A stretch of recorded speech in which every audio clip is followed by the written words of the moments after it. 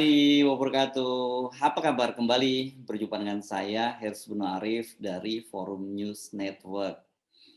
Di mana ada Presiden Jokowi, di situ dipastikan ada kerumunan.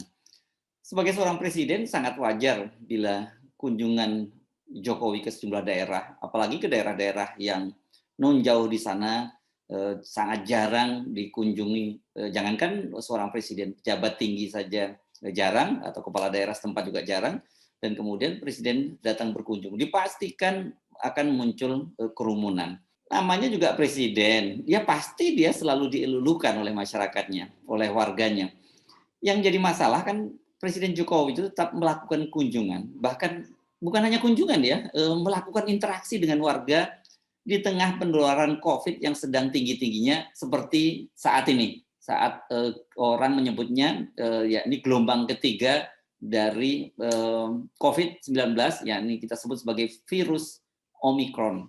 Menurut saya apa yang dilakukan oleh Pak Jokowi ini nggak prudent. Maksudnya ini kurang hati-hati ya, dan tidak bijaksana. Di tengah angka COVID yang meninggi, ini kata atau kritik lah saya sebutnya dari Direktur Eksekutif Lembaga Survei Kedai Kopi Kunto Adiwibowo. Wakil Sekjen Partai Demokrat Irwan malah menilai Presiden dan para pembantunya ini tidak bisa memberi teladan dalam penerapan prokes terhadap masyarakat. Ya akibatnya apa ya, penerapan prokes di masyarakat menjadi drop. Aksi Jokowi yang terbaru dan banyak mengundang kritik itu adalah kunjungannya selama 2 hari di Provinsi Sumatera Utara hari Rabu sampai Kamis kemarin, ini tanggal 2 sampai tanggal 3 Februari 2022. Acaranya sangat padat nih. Pada Rabu kemarin tanggal 2 itu Presiden Jokowi dan rombongan berangkat dari Jakarta menuju Bandara Udara Sisingamangaraja 12 di Silangit ya. Kemudian Jokowi menyusuri Balige Bypass dan tiba di Desa Hutagaul Nagodang. Jokowi di daerah ini melakukan berbagai kegiatan termasuk di pasar, di terminal Pasar Parapat, Pantai Marina, juga meresmikan pelabuhan Aji Bata dan peninjauan lokasi Huta Sialagan. Pada hari Kamis, rombongan berangkat dari Aji Bata menuju Bandara Simbisa, kemudian menuju kantor Bupati Kabupaten Humbang Hasudutan. Ini termasuk saya salah ini karena ini jarang sekali nih kabupaten ini disebut secara nasional ya, maksud saya tentunya. Nah kemudian Jokowi juga setelah itu akan berangkat menuju lokasi penanaman pohon di Desa Simanggulampe. Setelah itu Jokowi juga pergi ke Kabupaten Dairi, kemudian Desa Liang Melas Datas di Kabupaten Tanah Karo. Dan sebelumnya juga kalau tidak salah itu ke pasar ke Binjai masih di Sumatera Utara juga. Berbagai aktivitas Jokowi tersebut mengundang kerumunan massa. Akun Twitter Kayla Asika misalnya mengunggah video Jokowi membagi-bagikan hadiah kaos ke warga yang mengerumuninya di Pasar Porsea. Jokowi!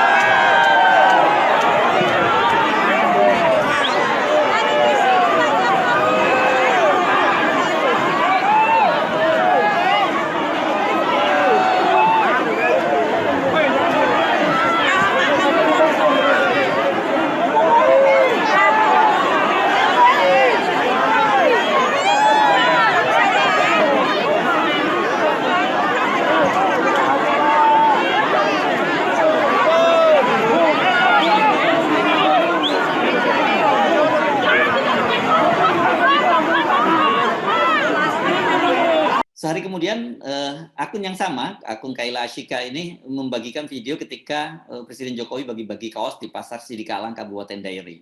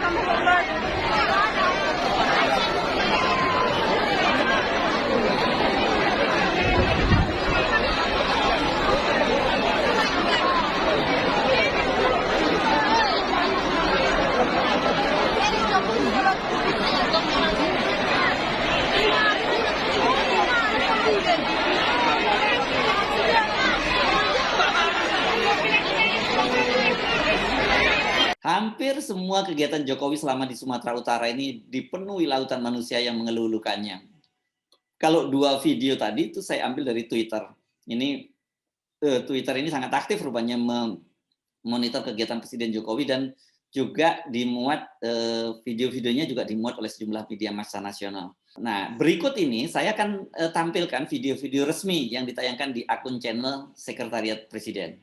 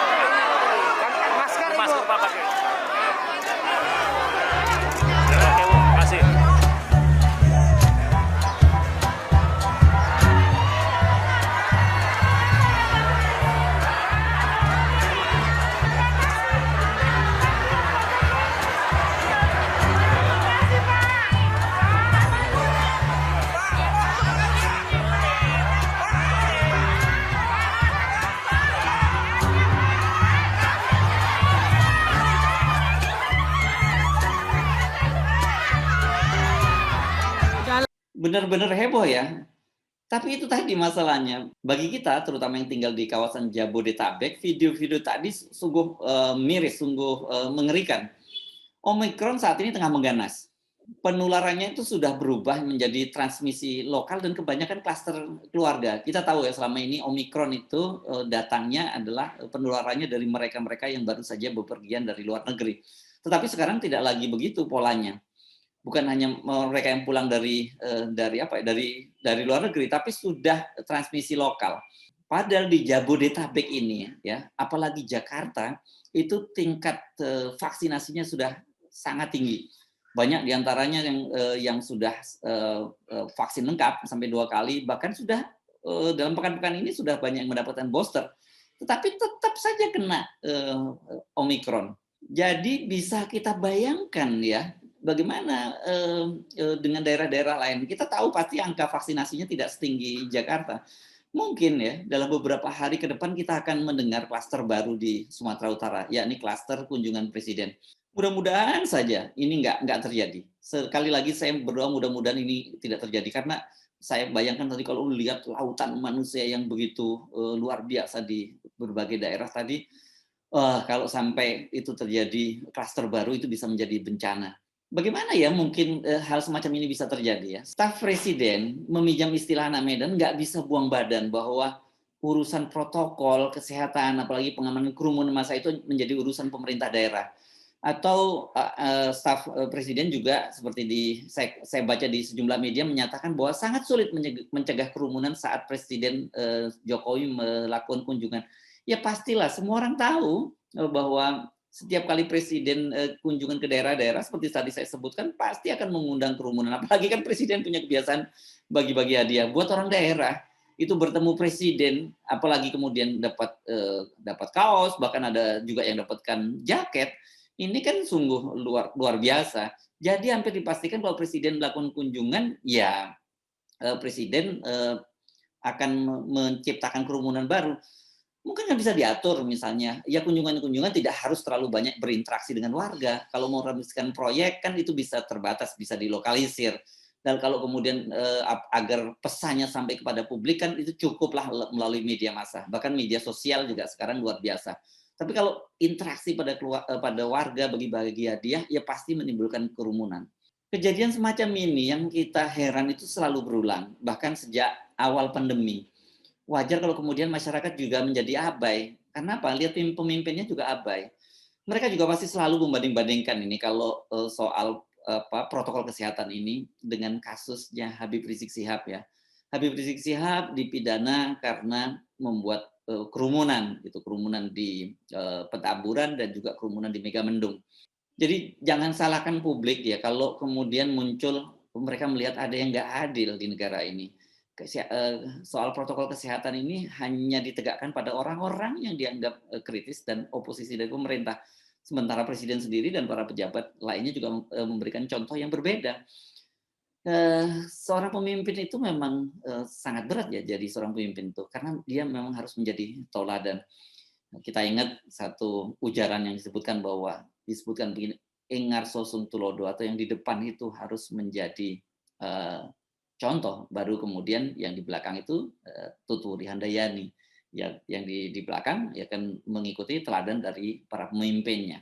Jadi agak sulit, saya juga pesimis kalau lihat situasi begini, selalu bicara pada publik melalui channel-channel di Forum News Network, pada viewer kami untuk mengingatkan bahwa hati-hati, angka penularan sangat tinggi, sudah banyak orang-orang sekitar kita sendiri, orang-orang dekat kita sendiri yang terkena, Covid.